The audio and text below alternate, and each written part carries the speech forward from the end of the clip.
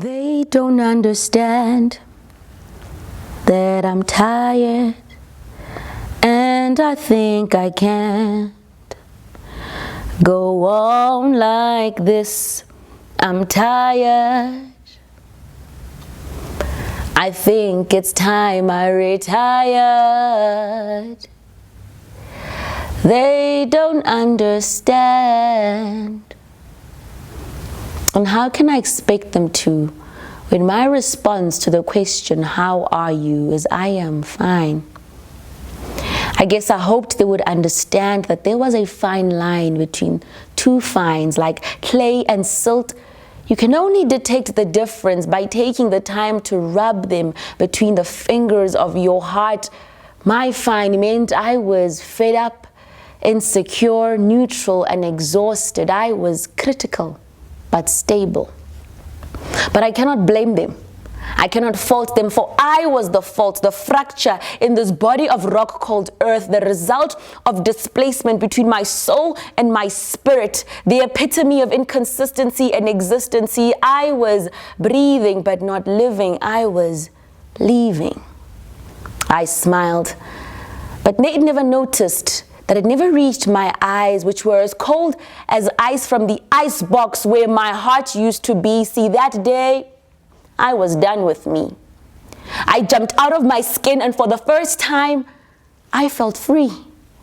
Free from expectations and situations, from depression and confusion. I thought to myself, I could be this free if I ended it all today.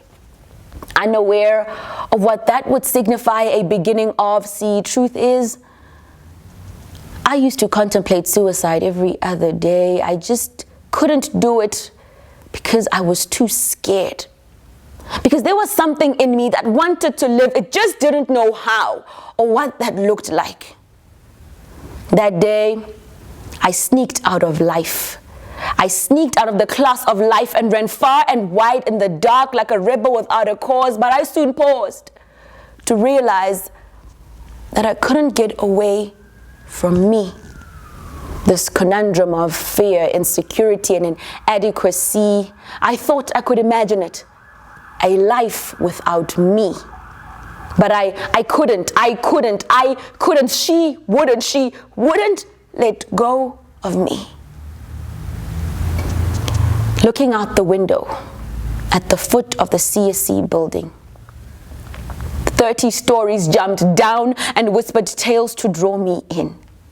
I took one step towards death, but the control room of my mother's war room exploded with sirens of intercessions made against this decision, which deployed a missile propelled by jet engines of careless knees made ready for battle, to take captive every thought to make it obedient to Christ. I was unaware of the spiritual activities of light beyond wavelengths my eyes could detect, which were for God to know and for me to only hear a soft voice say, "Call your mother." The strength to obey and the wisdom to dial and convey my approaching finish line perplexes me. Nevertheless, I heeded the call, and her hello was the womb that preserved my infant faith. Umbilical cord connected us where telephone cords couldn't, and we relived a moment in 9 months past where I ate what she ate and breathed the air in her lungs. She prayed for me when I could not pray for myself. And with Goliath's strength, yet David's stature and Christ-like boldness, she rebuked the storm in her womb, which still carries me in prayer. What manner of woman is this? Even the waves of death and winds of despair obey her. She walks above these storm waters on stilettos. Be still is the ethos of her spirit, while sending ambushes to the camp of the enemy with every graceful stride. And I am the proud product of prayers prepared prior to my appearing. I am bathed in Wamgovela's tears, my grandmother, and I am dressed in the full armor of 3 a.m. groanings from Wamashele's soul, my mother. And now I too propped up on these shoulders of giants, send these missiles of intercession for the fruit of my womb. I bury these time capsules of letters to Abba Father. So when they feel that no one understands and they feel tired, umbilical cord reconnection will find the signal of hope. And they will dig out these time capsules and find salvation, just as I was saved by the prayers of my mother.